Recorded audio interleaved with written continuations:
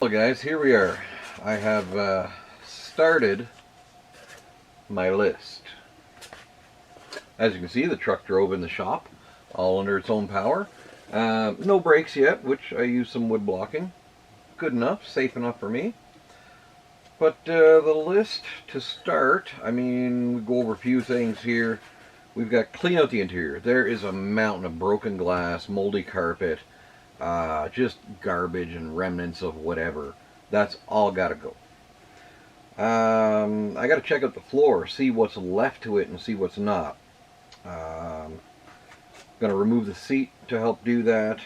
Gonna remove the dash completely. I'll pull it apart, pull the dash out of it, and then I will reassemble it with all new, not new, used, but all replacement parts for what's missing. Somebody hacked the dash wiring. The whole top section of the dash and glove box are missing. The gauge cluster gone. So there's a lot to do there. I have most of those pieces here, and we'll see what I can and can't reuse. Yeah, so remove the dash, remove the heater box. I gotta strip it apart. It's full of nest and leaves and all that jazz. Yeah, rewire the dash, reassemble it with all the missing parts. Once I put the dash back in, I'll put a windshield in it. I have two windshields. Both of them are cracked, but they're free. So if I can get a windshield in here without cracking them worse than what they are, I'm happy driving a cracked windshield. Back window, I've got 3 or 4 up in the backfield there with the vehicles. Not a huge deal. I got windshield rubbers, I got back window rubbers, no problem. Same thing, door glass, I have door glass. But strip apart the doors, pull the panels off, vacuum out all the broken glass in there, and clean all that out. Then I'll replace the windows, lube up all the winder tracks and everything. Hopefully that all starts to work properly. I got one side mirror that's completely missing the lens. I'll either pop a new lens in it, or I'll just pop that mirror cover off and replace that mirror assembly. They're just the barn or the farm style mirrors. Not a big deal. I will replace that with an identical one that I have. It's got a missing headlamp. I don't know if the other one lights up, but we're going to start somewhere. And I'll get the floor welded up somehow. And reinstall the dash, reinstall a seat. I'm not too sure I'm going to run this seat. It's seen years and years of weather. I do have one fairly decent seat up in the backyard. It's dark green, but yeah, it's in better shape than this one is. I don't know about flooring, carpet here. I don't know about flooring yet. I'm happy running just a tin floor. Run some spray and box liner on it, maybe. Something like that. Wiper motor, wiper linkage, wiper arms, washer fluid nozzles, and the wiper cowl. The cowl was removed. All that stuff was taken out, and somebody used it for something. I don't know, but I don't have it. So I got to replace it all.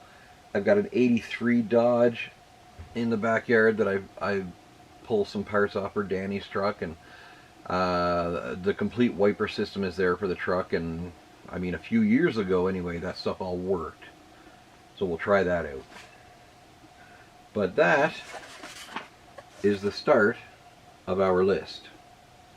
And right now, there's no time like the present. I'm going to break out the shop vac and start vacuuming up the extreme mess that is a 1978 Dodge half-ton. Sadly, my poor dirt hog shop vac, which has been a killer for the last 20 years, is dying. There it is. The old dirt hog wet dry. I got this guy for Father's Day way a while ago.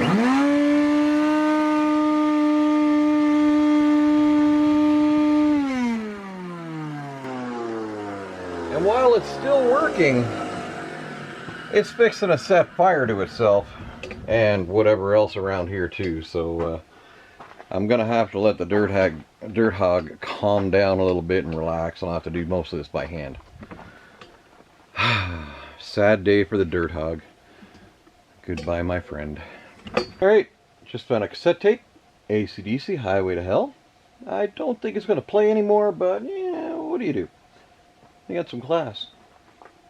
So I'm going to need another shop vac of some kind before I can really clean it out properly. But here's what the floor doesn't look like.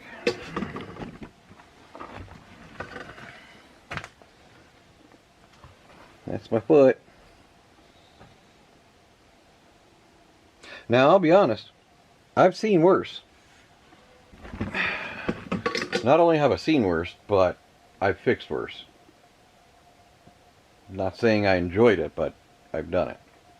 Right, so it's a day later. It'll be a week later for you guys. But I've had some progress. One, watch this. Look at how good this door closes.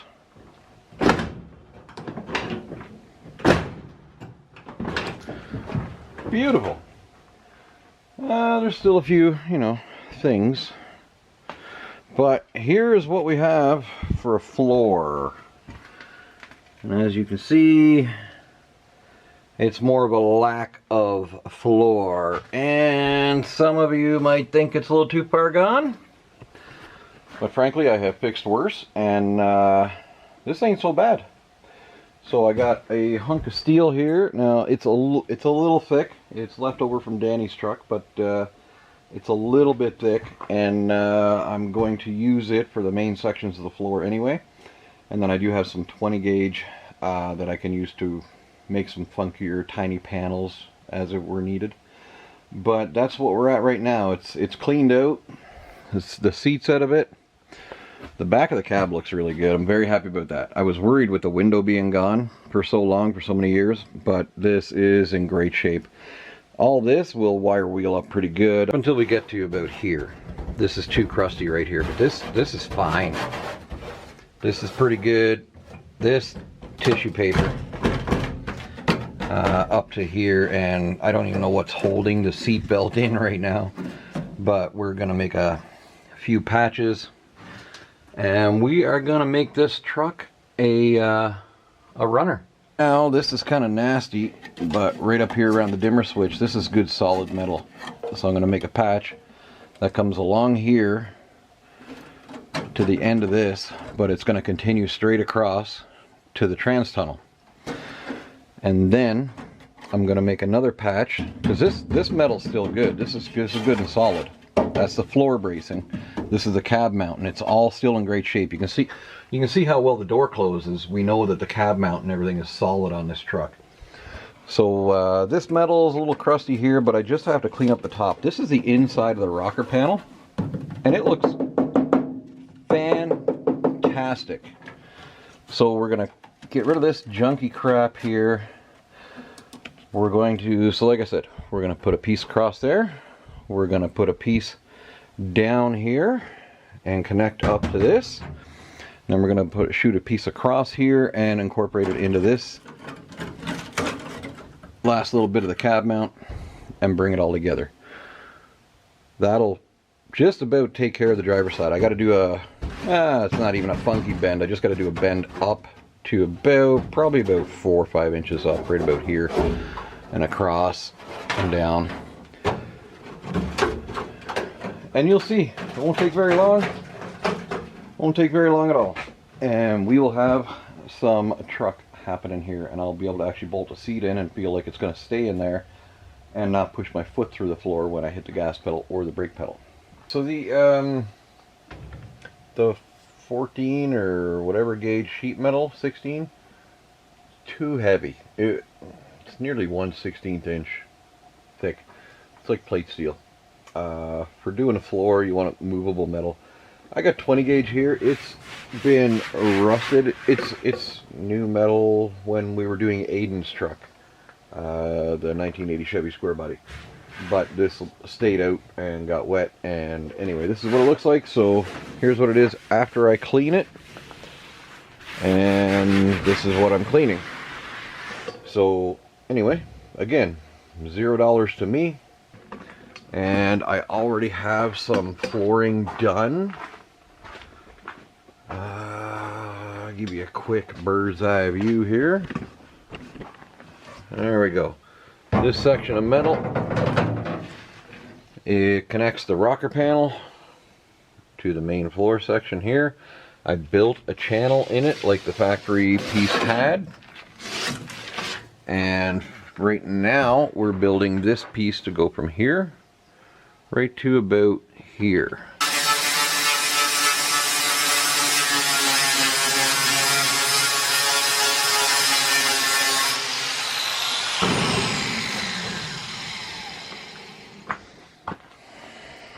There. Now obviously I am not going to get every single drop of rust off of them, but this is good enough to use, and I will put some form of a rust treatment, encapsulator, converter, or whatever you want to call it, on it later. Well, we got more progress. That guy is in and welded up solid. I got the little filler piece here. He's done. Main section of the floor is good to go. We got a large patch to go from here across. Now it's 27 inches across, and then this little cutout. That's fine. But up top it narrows along the trans tunnel, but it also narrows on the cab. You can kind of see how it flows up. So I've got a little bit of interesting measuring to do to try and get both sides correct, and then weld this guy in.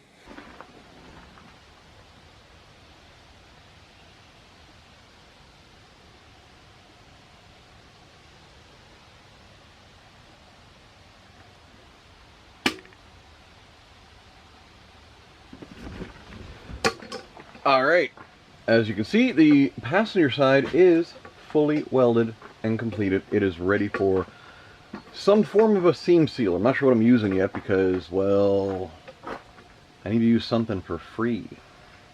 So I got a few ideas. But the floor will be seam sealed, and I've got some rattle can paint. Actually, I do have some proper automotive paint that I can mix up and spray down too. I prefer something with a hardener in it after all. We'll get to that. I gotta tackle that driver's side now. Alright guys, it is now Sunday late morning, early afternoon. I figured it out. The floor is done. Welded in, good to go in its entirety. I figured out I had about 6 hours into the passenger side. That did include some cleaning.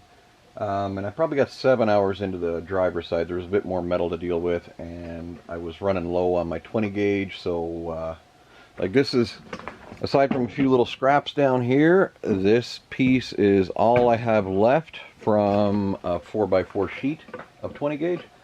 And so I did end up using, for the main section of the driver's floor there, some of that 16 or 14 gauge heavy duty stuff. I figured I could do one simple bend, so that's what I did. And anyway, I just finished at this moment. I welded in the pad that holds the gas pedal in place. And did I mention I found the gas pedal behind the seat? Like, the thing is mint. With the welding all completed on the floor, I have gone ahead and used what was left over of Danny's Easy Liner box liner kit. And here are the results. That turned out pretty dang good, I must say. Overall, texture's even-ish. You can see some brush strokes and all that jazz, but I'm very happy with how this truck floor turned out. Now, I want to paint it as well. I want it to be close to body color. I might still have some blue metallic left over. It's a single stage urethane. What I'm having is the difficulty getting the exact information I need to when to spray. So I'm getting anything from half an hour after finishing the Easy Liner that it should be, you know, dry to the touch, like soft but dry to the touch. So I'm gonna start there and I just keep monitoring it. If it's too soft, I did notice that it took a little while to set up on Danny's truck, like a day or so. But I mean, it's dry now. This is several days later. It's a week later, actually. But we're gonna play it by ear, and we'll bring you back in when we're ready to spray, show you the paint, and we're gonna get to it. Okay, so I found my metallic blue. This is the color. It looks pretty close to the bottom of the truck in the areas that are not sun faded to heck, patinaed as it were. But anyway, we're gonna mix it up. We're gonna spray it on the floor, 1, maybe 2 coats. It's the floor, so as long as I get coverage on everything, I'm really happy. And that is gonna finish off the floor work for the truck. Now after this, I'm gonna go get a seat out of the backyard. Oh yeah, look at that. That is really close, really close. I love it. Anyway, after that I'm gonna get a seat out of the backyard and bolt it in the truck. I would love to put a carpet or a rubber floor mat down, but I have nothing right now, so it's gonna get just like floor mats, and we'll run it like that for as long as it takes for me to afford floor mats. Alright, so mixing ratio for this paint is 4:1, 4 parts paint, 2 parts reducer, 1 part activator. But we are going to try it with, is it 4 parts paint? Ooh. Well, I gotta look that up. Hang on. Pause, please. Yes. I was right. You would think I've sprayed this stuff enough. It is 4 parts paint. It is 1 part activator and 2 parts reducer. But I don't follow the reducer set on it. I go 4 parts paint, 1 part activator, and then I will add reducer until I'm happy with the consistency. Okay. I'm gonna give our paint a little bit of a stir. I shook it pretty good, but stir it up.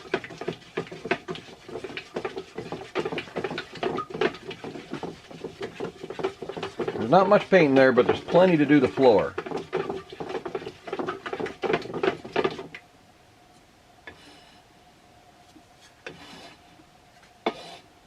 Yeah, that's like so close to the factory blue, it's not even funny.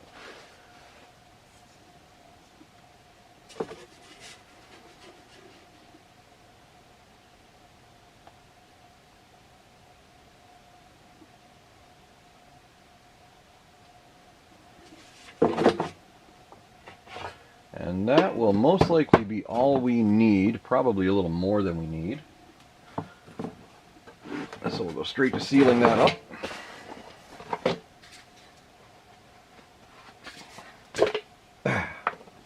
There goes some skin. And 1 part activator. There we go. Let's see how it is. I think we're going to have to add some thinner for sure.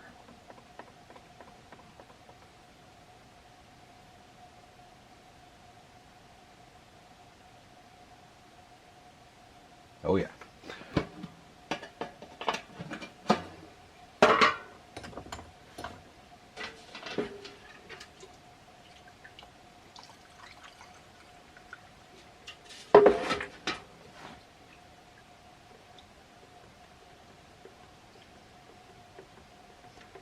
I look for consistency between 3 and 4 drops.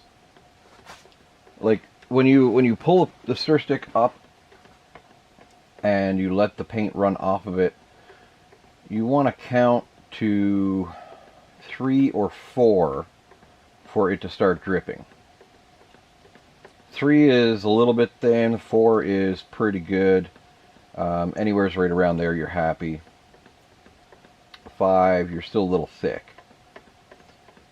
Let's see. 1, 2, 3. That's pretty good. 1, 2, 3. Alright, we are borderline at the thin spot, but we are happy.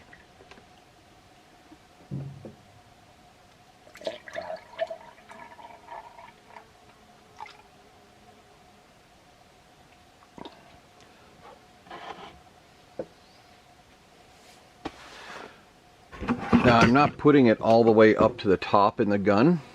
I like to leave just a little bit of room because I'm going to be tipping it downward, and there is a vent hole on top of the tank, so we don't need that to overflow and drip.